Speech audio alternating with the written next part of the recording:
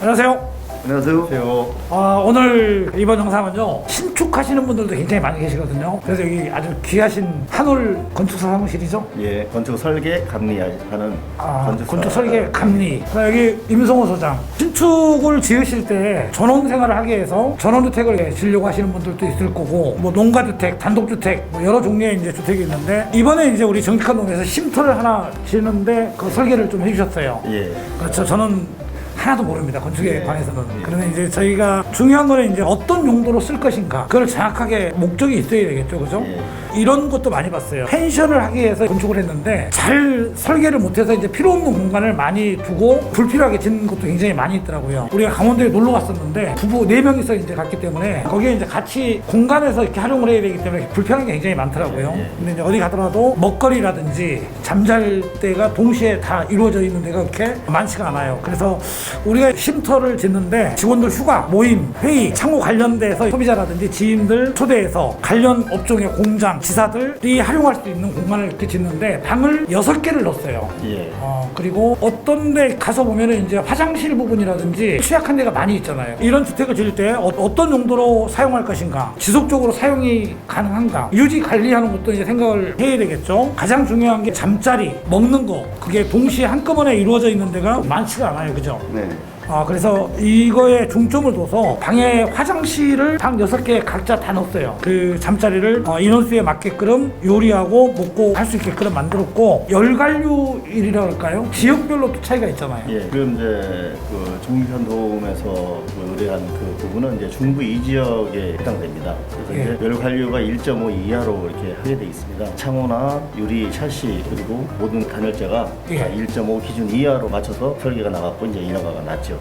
에너지 효율이. 예. 효율 등급에 의해서. 우리나라 같은 경우에는 제주도다, 부산이다, 서울이다. 근데 이게 옛날에 나온 건축법이잖아요. 근데 지금은 다. 예. 지금은 이제 지역마다 조금 이제 중부 지역, 뭐 남부 지역, 그다음에 이제 위로 올라갈수록 이제 열관류 값이 좀 아래로 더 떨어지면서 효율이 더 높은 단열재와 창호를 쓰게 돼 있죠. 근데 그게 의미 없지 않아요? 우리나라는 이게 좁은 땅덩어리 해서 그걸 논아서 이렇게 한다는 건. 그건 이제 약간 미묘하게 차이는 줬지만 지역적인 그걸 배려해서 아마 설계가 나온 것 같습니다. 난방 같은 것도 굉장히 중요하고, 여름에는 냉난방, 그런 거에 이제 중점을 둬서 설계를 하시고, 용도에 맞는 창을 넣어서 건축을 하게 되는데, 60평인가요 이게요? 예, 전체 1층에 35평, 2층이 24평에서 이제 60평 가량 되는 이하로 거네요. 설계를 합니다. 그러면 전기는 몇 킬로 정도를 땡겨야겠죠? 보통 이제 냉난방에 들어가면 한 15에서 20km 정도는 이제 돼야 됩니다. 이제 가정용 같은 경우는 이제 5km 정도면 되는데, 근데 이제 지금은 기밀 창호가 전보다는 많이 좋아지고 그래서 그 창호 때문에 열손실이 옛날에 많이 발생을 했었거든요. 지금은 이제 창호 샤시가 워낙 좋은 거를 많이 사용하기 때문에 그 에너지가 좀 보존된다고 좀 보면 되겠죠. 정직한 돔에서 샤시가 이번에 출시가 돼요. OM으로 프로파일을 만들어서 완성창으로 2월 달부터 시공을 하게 되는데, 정직한 돔의 프로파일로 정직한 돔의 완성창으로 이제 나와서 시공을 하게 되는데, 이중창 슬라이드 창 같은 경우에는 0.888 이렇게 나오더라고요. 그럼 굉장히 열갈비 좋은 거죠. 1.5 이하에 반도 안 됩니다.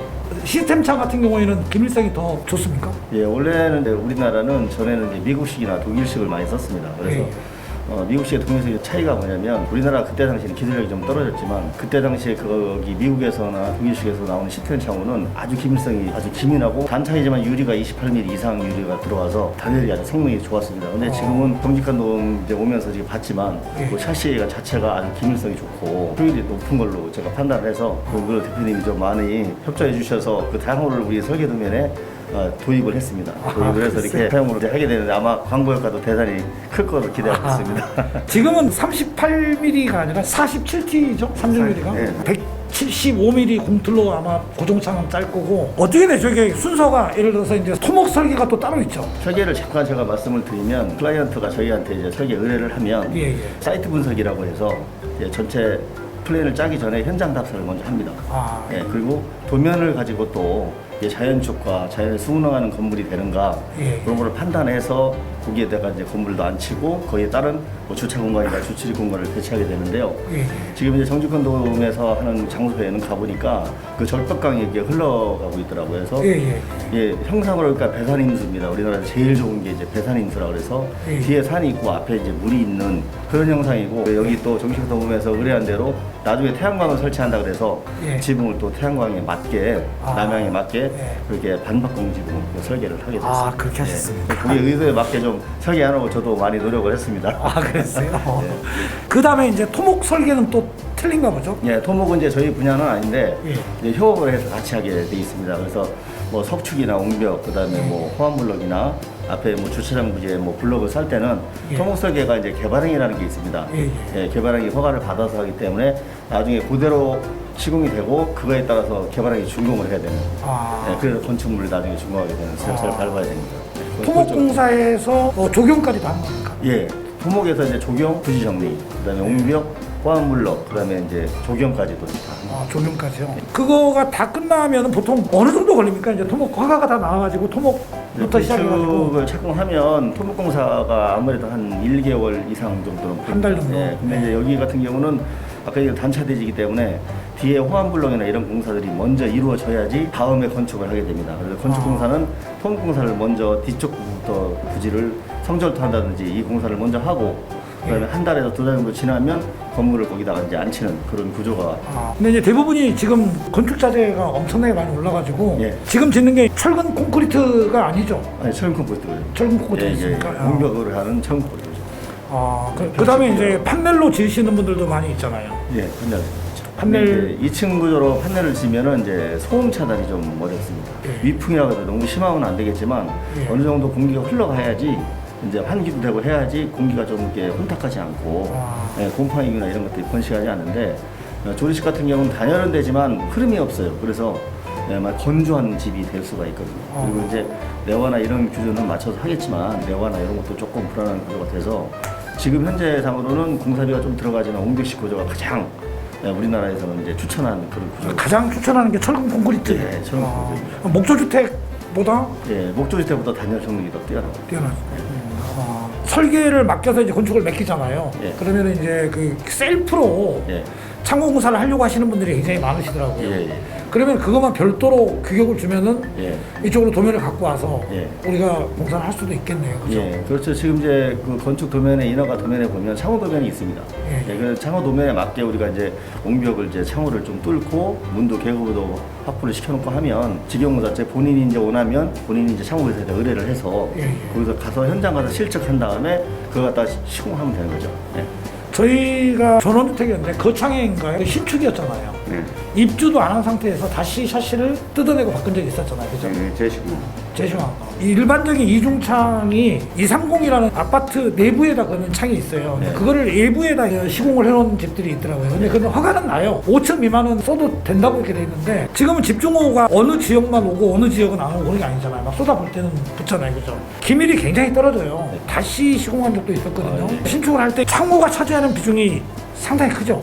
예, 지금 뭐 단열일에서는 성능을 제일 저하시키기도 하고 예. 또 좋게 만들고 하는 것은 바로 창호입니다.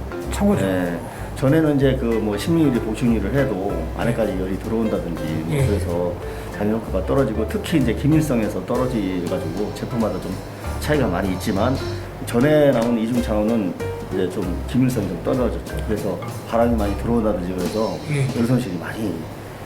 지금은 슬라이드 창도 많이 좋아졌죠, 그죠? 이거 새로 이제 집을 실제로 지으려고 하시는 분들이 굉장히 많이 계시거든요. 예. 그랬을 때 중요한 점 몇 가지만 좀 얘기해 주시면. 가장 중요한 것은 이제 건축사를 잘 만나야겠죠. 건축사가 지금 현재는 이제 많이 이제 5년제도 있고 4년제 대학도 있고 하지만 경험이 없는 건축사들이 좀 많이 있습니다.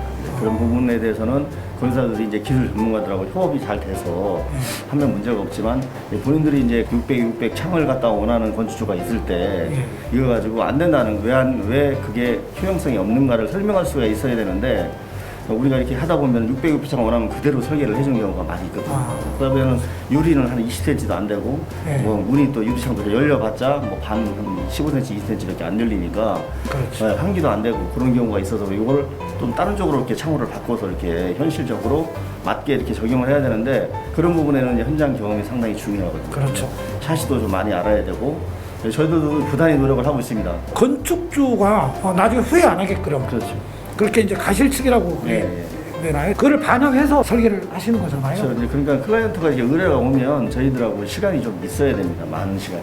특히 이제 소통이 있어서 뭐 내가 원하는 설계, 전문가들이 원하는 설계를 하는 것이 아니고 소비자가 원하는 설계를 해줘야 되거든요. 그래서 그렇죠. 서로가 수정과 수정을 반복해서 나중에는 최저간을 가지고서 오케이 하고 넘어가는 것이 맞습니다. 그렇죠. 저는 이제 기준이라는 거를 모르기 때문에 이렇게 반영해서 최대한 좀 해주십시오. 근데 제가 어떻게 잘 반영해서 한 것 같습니까? 의뢰가 좋았고요. 근데 거기에 맞춰서 저희들은 전문가니까 예. 구조나 이런 것들이 이제 문제가 없도록 설계하는 게. 보호를 건다든지 이런 문제는 저희들이 부분이기 때문에 그거에 맞춰서 설계를 했습니다. 아무쪼록 그걸 한 번 지면은 이제 평생을 써야 되기 때문에 철두철미하게 소비자가 어떻게 쓸 것인가를 정확하게 후회 안 하게끔 믿을 수 있는 경험이 많으시죠? 네, 맞아요. 맞죠?